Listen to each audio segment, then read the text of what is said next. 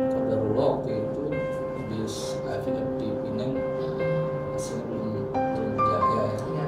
Sudah deg-degan aja 2 minggu kita nginep di hotel yang bagus, yang enak, kita benar-benar enjoy, dan ya pasti ups and down banget karena seumur hidup kan belum pernah ya. Seumur hidup belum pernah ya, kalau bilang judi mungkin orang bilang judi sih. Iya. Jadi kita ambil transfer, kodarullah ada embryonya, kualitasnya cukup untuk ditanam, diambil transfer tapi frozen.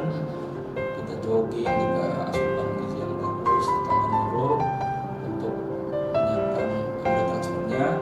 Habis itu ada masa penantian week sweat, karena belum pernah mengalami ya naik turun lah ya harapan dan keinginan berhasil apa enggak, nih hamil apa enggak, kalau gagal gimana.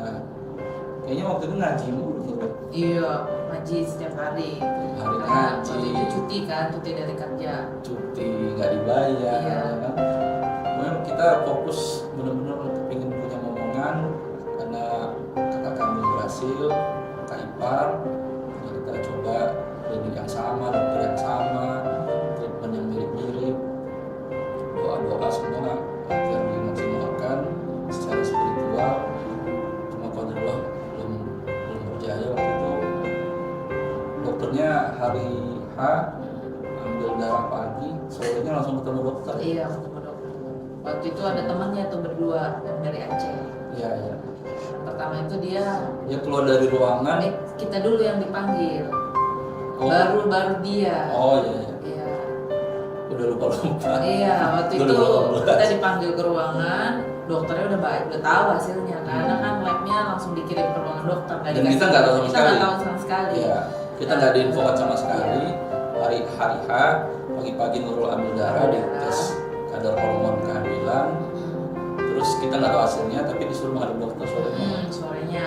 Terus coba Nurul ceritain. Itu waktu ketemu dokter, ya dokternya mukanya juga udah nggak enak gitu ya. Oh masa sih? Iya, dia hati-hati gitu Iya, dalam benar. menyampaikannya Bukan gitu. nggak enak. Iya, maksudnya Kalau kita jadi dokter kan juga ini ya, ah, ada ribuan pasien, beda-beda temperamen, karakternya. Gimana sih orang sudah ya biaya, ya waktu, ya tenaga, ya pikiran, mental ups and down, sampai sejauh itu perjalanan. Dokter tahu hasilnya tidak Nggak seperti yang bagus, diharapkan. iya. Jadi dia pastinya hati-hati sekali kan menyampaikan hal tersebut. Apalagi dokter itu dia ambil hasil lab sore, nggak info sama sekali ke kita, ke pasiennya.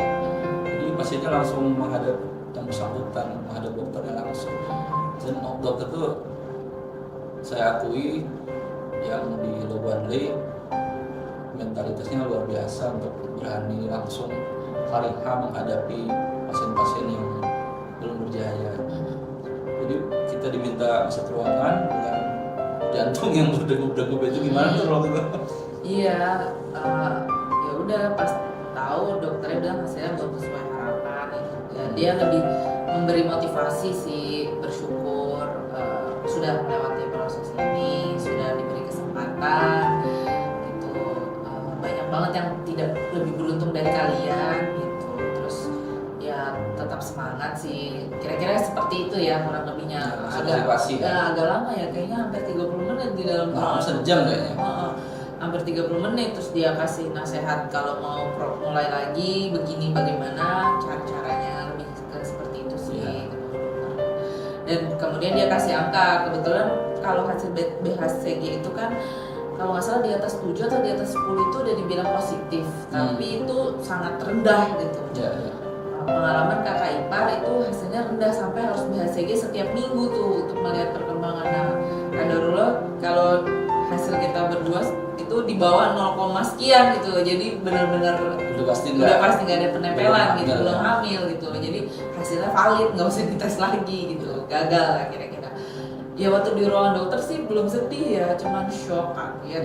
Cuman belum sedih, masih Oh iya, Sampai iya. di hotel langsung. Sampai di hotel baru nangis tuh, sedih gitu. Nah waktu itu pas keluar dari ruangan dokter, ketemu temen yang bareng-bareng FPT, dia dari sebelum ketemu dokter aja dia udah nangis duluan. Jadi pas ketemu kita keluar dari ruangan dokter, kita keluar dari ruangan dokter nggak nangis, biasa aja, lempeng aja, tegar. gitu, tegar aja gitu. Habis itu dia dipanggil, dia cuma 5 menit dia keluar, nangis, ternyata dia positif. Nangis bahagia. Kadarullah dia positif gitu, malah jadi nangis gitu kan. Ya udah kita pulang ke hotel, sampai di hotel baru sedih tuh, nangis. Habis itu cerita ke orang tua ya kalau belum berhasil gitu. Pada saat itu dia baru deh sedih di 2 hari itu pas di Penang, karena besokannya langsung pulang. Cuman ya emang waktu itu sih waktu program itu pertama kali itu program, emang doa dulu tuh waktu itu ya minta ke Allah supaya diberikan yang terbaik. Kalaupun memang diberi kehamilan, disiapkan mentalnya gitu. Tapi kalau memang ini belum berhasil atau gagal, juga diberi keikhlasan gitu. Jadi doanya tuh 2 gitu loh, yang terbaik lah gitu. Ya itu aja sih. Jadi pas gagal itu sedih banget gitu. Terus inget-inget lagi, sebenarnya ada pernah momen yang lebih sedih dari itu, yaitu kehilangan orang tua kan. Waktu itu ayah meninggal 2016. Kalau dipikir-pikir nggak ada, ini tuh kesedihannya nggak ada apa-apanya dibandingin waktu itu gitu. Ya udahlah, ya lama-lama bisa, ya ini kan nggak ada yang kehilangan gitu loh, cuman belum berhasil gitu. Ada juga teman-teman yang diindikasikan hamil, Iya, terus keguguran atau sebulan atau 2 bulan tidak berkembang. Iya, itu lebih kayaknya lebih sakit ya, lebih sedih. Lebih dari kita yang kita alami. Kalau kita kan Ya belum hamil. yang sedih, cuma ada yang lebih sedih lagi. Tapi memang ya karena waktu, ya biaya, ya tenaga, ya pikiran, Kesempatan, ya macam-macam ya. sampai betul-betul fokus, cuti nggak dibayar, kita berdua doang, ya itulah dihadapi semuanya bersama. Mungkin kita share ke teman-teman pejuang 2 garis semua. Iya, balik dari situ juga ya sedih sih sampai Jakarta, tapi kayaknya 2 minggu ya, habis itu healing udah gitu udah lu ya wajar ya, normal ya, mau bangun tidur tuh kayaknya kayaknya sedih mulu gitu ya, pokoknya mirip kayak kehilangan seseorang gitu. Cuman setelah dipikir-pikir ya apa yang hilang, tidak ada yang kehilangan kok gitu. Ya udah kayaknya 2 minggu ya, setelah itu 2 minggu udah bisa move on lagi, kembali normal, aktivitas biasa lagi gitu, pelan-pelan bisa. Cuman ya wajar pada saat itu pasti sangat berat. Jadi bagi teman-teman pejuang 2 garis yang gagal IVF, ya kita tahu persis lah gimana rasanya, nggak enak banget gitu.